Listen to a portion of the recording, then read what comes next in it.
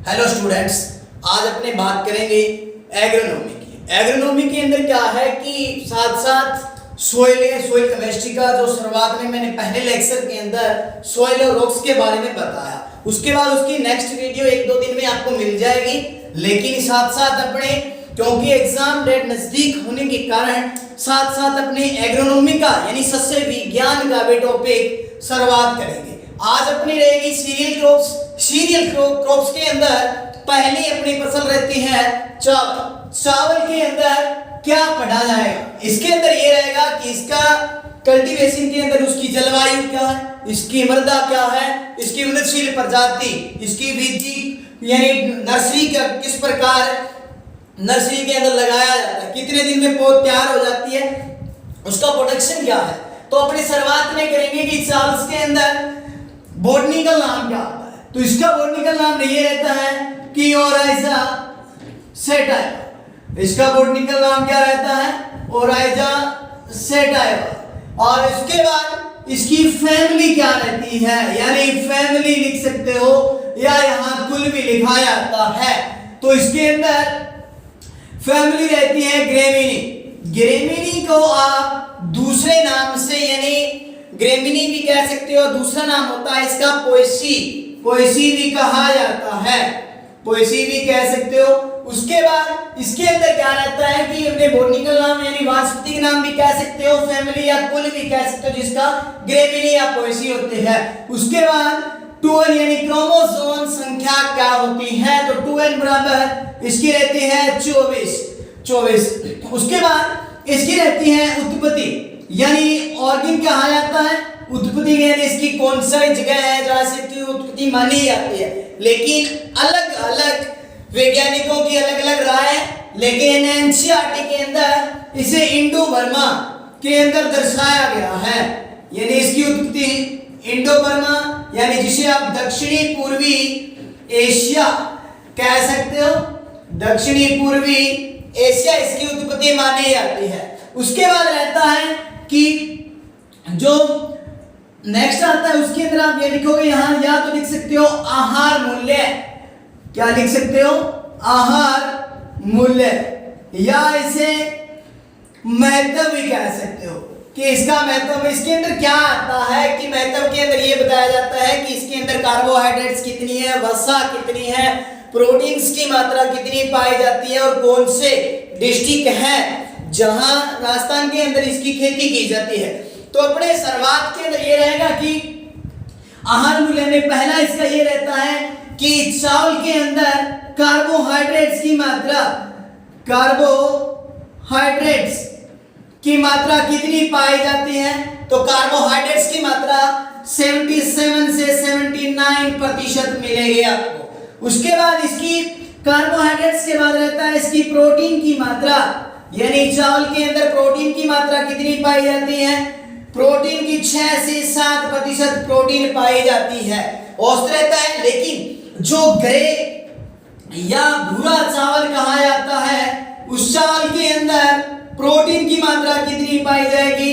7 से 8% इसकी प्रोटीन की मात्रा पाई जाती है। कार्बोहाइड्रेट्स हो गया, प्रोटीन हो गया। प्रोटीन के बाद नेक्स्ट इसके अंदर रहता है वसा की मात्रा, यानी वसा की मात्रा कितनी पाई जाती है? तो अनाज वाली फसलों में सबसे कम वसा की मात्रा चावल के अंदर पाई जाती है। लेकिन ये भी क्वेश्चन पूछा जाता है इसके अंदर कि अनाज वाली फसलों में सर्वाधिक वसा की मात्रा किसमें पाई जाती है? तो सर्वाधिक वसा की मात्रा रहेगी बाजरा के अंदर, लेकिन कम सर्वाधिक किसमें पाई जाती है वसा की मात्रा?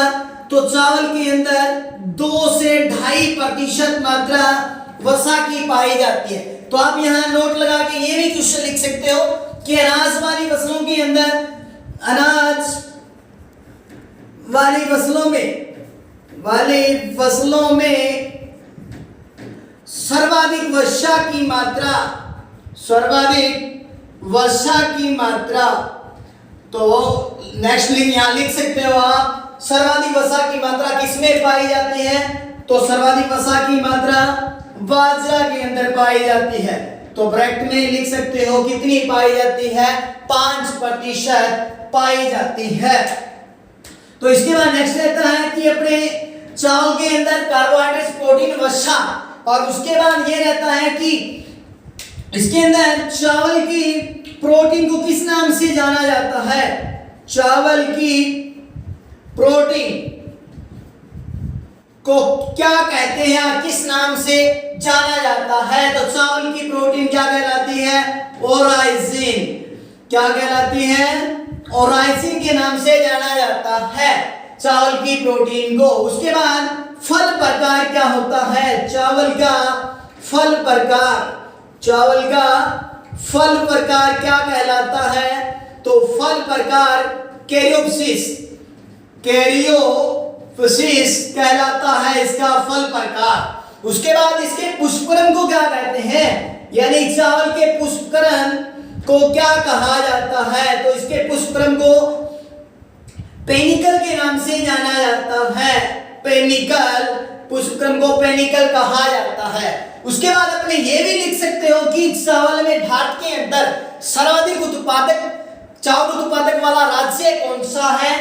भारत के अंदर सर्वाधिक, भारत में सर्वाधिक चावल उत्पादक राज्य, भारत में सर्वाधिक चावल उत्पादक राज्य कौन सा है? तो वो रहता है पश्चिम बंगाल। कौन सा रहता है? पश्चिम बंगाल। अगर विश्व में पूछा जाए तो इसके अंदर विश्व में सर्वाधिक में ये रहता है कि इसका चीन आता है। उसके बाद रहता है कि चावल के अंदर सर्वाधिक उत्पादक वाला राज्य आपने बता दिया पश्चिम बंगाल है। उसके बाद चावल के अंदर ये पढ़ते हैं कि इसके अंदर बोनापन जीन, बोनापन जीन कौन सा पाया जाता है? चावल का बोनापन जीन, चावल का बोनापन जीन, बोनापन जीन कौन सा होता है? चावल का बोनापन जीन होता है डी वो जीन के नाम से जाना जाता है। यानी बोनापन जीन कौन सा है? DG bone. जो आपको ये बताया जाता है फल प्रकार हो गया, उसकी प्रोटीन को क्या कहते हैं, इसके पुष्पक्रम को क्या कहा जाता है। ये कंपटीशन की तरफ से इंपॉर्टेंट क्वेश्चन रहते हैं इसके अंदर। उसके बाद चावल के अंदर बोनापन जीन हो गया, डीजीवी जून यानी जीन के नाम से जाना जाता है। तो अपने नेक्स्ट रहता है इसके अंदर कि राजस्थान के अंदर ऐसे कौन से डिस्ट्रिक्ट हैं जहां इसकी खेती की जाती है। राजस्थान के अंदर खेती कौन कौन से ऐसे डिस्ट्रिक्ट है जहां की जाएगी? तो इसके अंदर राजस्थान के अंदर जिले रहते हैं, कोटा हो गया। राजस्थान के अंदर चावल की खेती कहां कहां की जाती है? तो कौन कौन से डिस्ट्रिक्ट है जहां इसकी खेती की जा रही है चावल की? तो पहला डिस्ट्रिक्ट इसके अंदर ये रहता है कि पहला डिस्ट्रिक्ट कोटा, कोटा के बाद उदयपुर आता है, उदयपुर के बाद जो अपने रह चुके हैं कोटा, उदयपुर और गंगानगर, हनुमानगढ़, यानी गंगानगर और हनुमानगढ़, हनुमानगढ़ के अंदर चावल की खेती की जाती है। यानी चावल का कटोरा यानी धान का कटोरा किसे कहा जाता है? तो आप नोट लगा के क्वेश्चन ये भी लिख सकते हो। इसके अंदर नोट लगा के क्वेश्चन लिखा जाता है कि धान का कटोरा यानी धान या चावल का कटोरा किसे कहा जाता है? तो धान का कटोरा रहता है छत्तीसगढ़ को कहा जाता है, छत्तीसगढ़ को धान का कटोरा कहा जाता है। तो ये भी इसके बाद अपने हो चुका है। इसके अंदर आहार मूल्य में महत्व मैंने बता दिया आपको। उसके बाद इसका उपयोग कहाँ किया जाता है? तो चावल की जो पुआल है, ऊपर वाला छिलका है, उसका उपयोग कहाँ किया जाता है? तो धान की या चावल की पुआल, चावल की पुआल का उपयोग कहाँ किया जाता है? किसमें किया जाता है? पैकिंग के अंदर इसका उपयोग किया जाएगा। यार किसमें किया जाता है? पैकिंग के अंदर इसका उपयोग किया जाता है। पैकिंग, पैकिंग के अंदर इसका उपयोग किया जाता है। उसके बाद अपने नेक्स्ट इसमें पढ़ेंगे कि अपना आहार मूल्य या महत्व हो चुका है। उसके बाद अपने इसमें पढ़ते हैं 2 नंबर पर इसकी जलवायु यानी जलवायु कौन सी इसके लिए उपयुक्त मानी जाती है? चावल के लिए कौन सी जलवायु है जो सबसे उपयुक्त है? कितनी इसके अंदर कितनी वर्षा चाहिए हमें, और कितने यानी बढ़वार और पकने के लिए, बढ़वार हो गया उसके पकाव के लिए कितना टेम्परेचर सबसे उपयुक्त माना जाता है? तो जलवायु पूछी जाए तो चावल के लिए जलवायु रहती है उष्ण व नम जलवायु।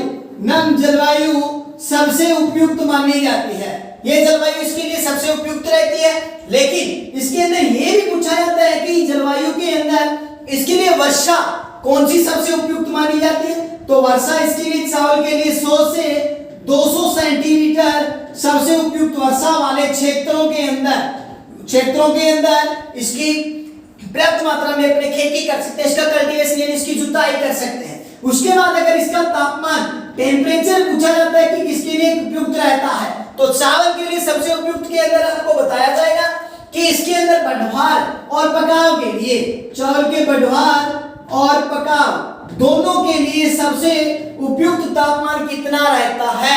तो इसके लिए सबसे उपयुक्त तापमान रहता है 25 से 30 डिग्री सेल्सियस तापमान सबसे उपयुक्त माना जाता है। अब 3 नंबर पे अपने जलवायु हो चुकी है। जलवायु के बाद 2 नंबर जलवायु और 3 नंबर पे इसमें क्या रहता है? जलवायु के बाद आती है इसकी सोइल यानी मृदा। इसके लिए कौन सी मृदा सबसे उपयुक्त मानी जाती है? तो इसके लिए कौन सी मृदा सबसे उपयुक्त मानी जाती है चावल के लिए? तो चावल के लिए सबसे उपयुक्त मृदा ये रहती है कि जल निकास युक्त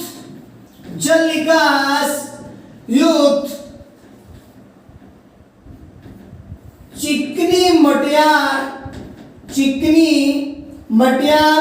दोमट मृदा सबसे उपयुक्त मानी जाती है, सबसे उपयुक्त मानी जाती है। जल निकास चिकनी मटियार दोमट मृदा इसके लिए सबसे उपयुक्त मानी जाती है।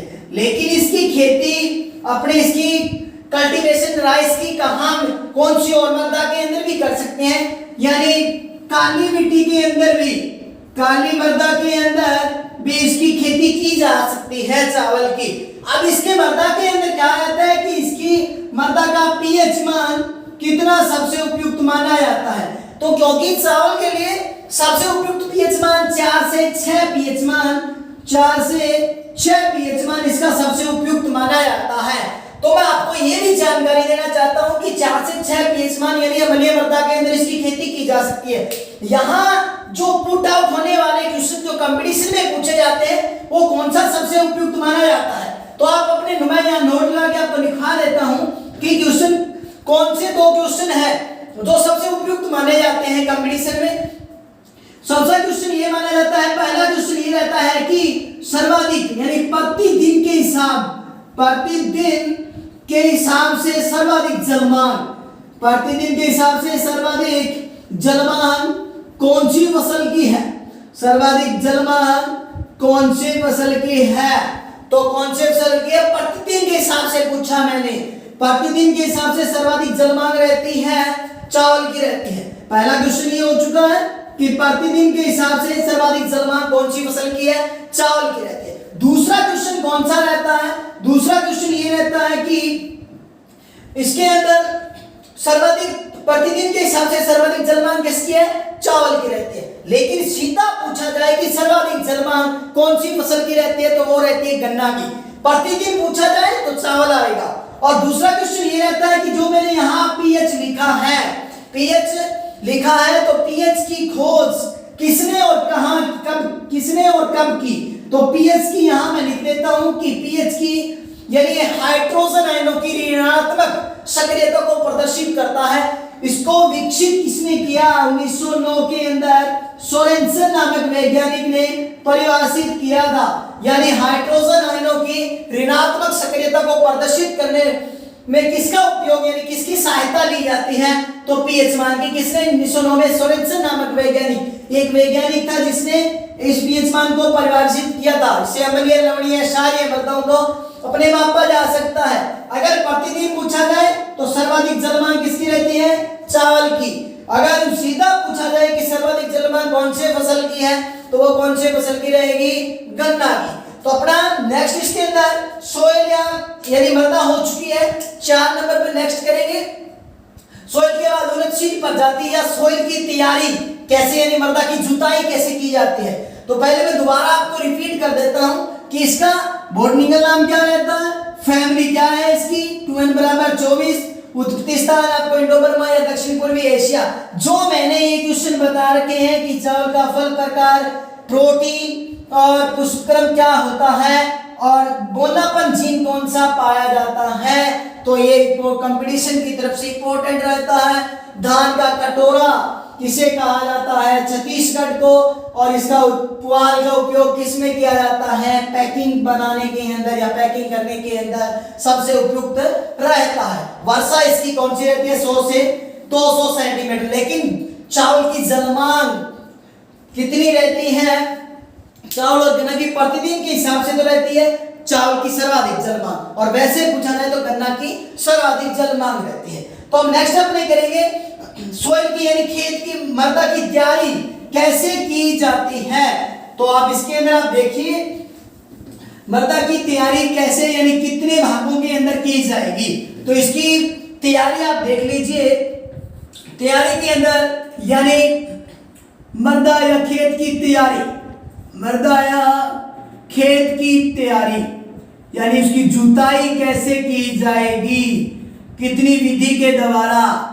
तो पहले इसके अंदर आपको मैं बता देता हूं कि 2 विधि के द्वारा की जाती है। एक तो होती है कि खेत के अंदर सीधी जुताई और दूसरी होती है रोपाई विधि द्वारा। तो पहली है खेत में सीधी जुताई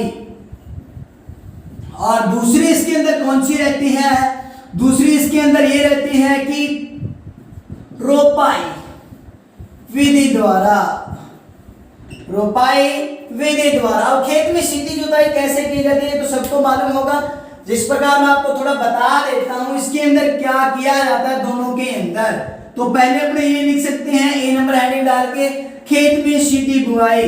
तो खेत में सीधी बुआई का मतलब कि जुताई का मतलब क्या रहता है कि इसके अंदर 2 या 3 जुताई मिट्टी पड़ने वाले हल से यानी देसी हल के द्वारा, देसी हल का यूज कर सकते हो, 2-3 जुताई देसी हल के द्वारा, उसके बाद हेरो या कल्टीवेटर का उपयोग किया जाता है। लेकिन इसको इस विधि द्वारा किया जा सकता है, लेकिन रोपाई विधि द्वारा यानी बी कौन सी रहती है, रोपाई विधि द्वारा। तो इसके अंदर क्या रहता है कि इस विधि का उपयोग कहाँ किया जाता है, तो इसका सर्वाधिक उपयोग क्या रहता है, जहां जल की मात्रा यानी पानी की पर्याप्त मात्रा और जल की मात्रा सर्वाधिक होती है, उन क्षेत्रों के अंदर इसका उपयोग किया जाता है। उसके बाद अपना क्या रहता है कि चावल के अंदर सोइल की तैयारी भी हो चुकी है। उसके बाद अगर अधिक उत्पादन लेना है तो आप 20 से 25 टन गोबर की खाद का उपयोग कर सकते हो बुआई के साथ। लेकिन इसके बाद खेत की तैयारी के बाद अपना नेक्स्ट आता है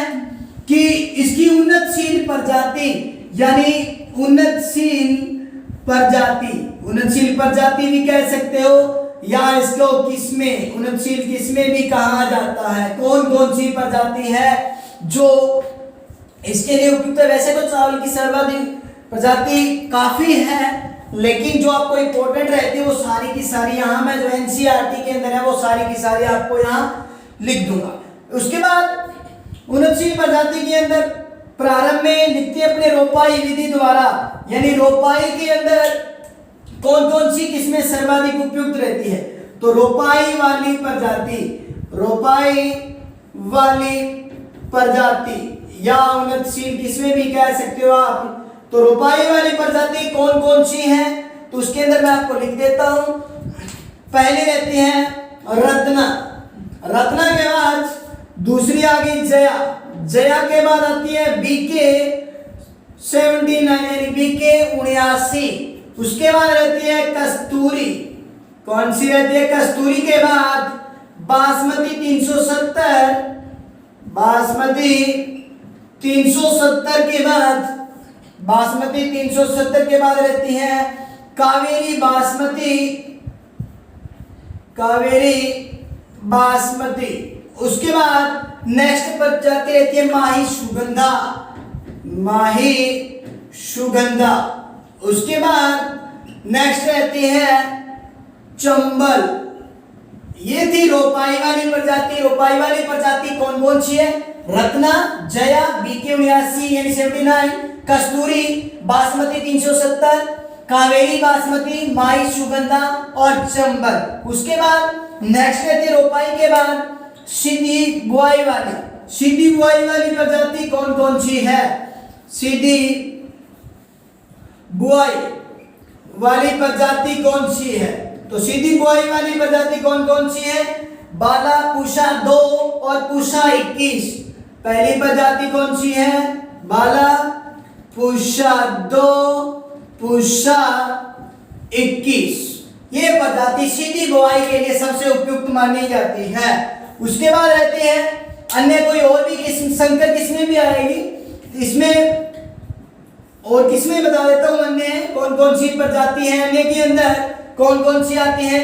इसके अंदर अन्य में आएगी पूषा 33, पूषा 33, पूषा 44, पूषा 44 के बाद गोविंद, गोविंद के बाद सांकेत 4, सांकेत 4 के बाद IR 20। उसके बाद रहता है माही सुगंध, माही सुगंध 2, माही सुगंध 3, माही सुगंध 4 और माही सुगंध 5। ये प्रजाति रहती है अन्य वाली। उसके बाद क्या रहता है कि जो संकर प्रजाति कौन कौन सी है? तो चावल की संकर प्रजाति, संकर किसमें? हाइब्रिड प्रजाति कौन कौन सी है? हाइब्रिड प्रजाति रहती है कि हाइब्रिड प्रजाति के अंदर आएगा, पहली आती है पंच संकर धान, पंच संकर धान 1, और दूसरी प्रजाति रहती है HRI 120। उसके बाद रहती है तीसरी प्रजाति पूषा राइस और पूषा राइस। चौथी प्रजाति रहती है हाइब्रिड 10। ये प्रजाति कहां से निकाली गई है? तो आप लिख सकते हो पूषा नई दिल्ली, पूषा नई दिल्ली जहां स्थित है वहां से ये प्रजाति विकसित की गई है। उसके बाद आपकी प्रजाति दोबारा रिपीट कर देते हैं अपने। पहली यानी रोपाई वाली प्रजाति कौन सी है? रत्ना, जया, BK 79, कस्तूरी, बासमती 370, कावेरी बासमती, माही सुगंध और चंबल रहती है। उसके बाद सीधी बुआई के लिए बाला, पूषा 2 और पूषा 21। उसके बाद अन्य में कौन सी है? पूषा 33, पूषा 44, गोविंद, सांकेत 4, IR 20, माही सुगंध और माही सुगंध 2, माही सुगंध 3, माही सुगंध 4 और माही सुगंध 5। उसके बाद संकर प्रजाति पंच संकर धान HRI 120, पूषा राइस हाइब्रिड 10 जो कहां से निकाली गई है? पूषा नई दिल्ली से। उसके बाद कुछ ऐसी भी प्रजाति है जो कंपटीशन की तरफ से इंपोर्टेड रहते हैं। तो उसके अंदर ये भी पूछा जाता है कि चावल की उत्परिवर्तित वाली प्रजाति या विश्व में जादुई धान किसे कहा जाता है, या भारत में जादुई धान वाली प्रजाति कौन सी है? तो ये इसमें ये भी आप नोट लगा के लिख सकते हो कि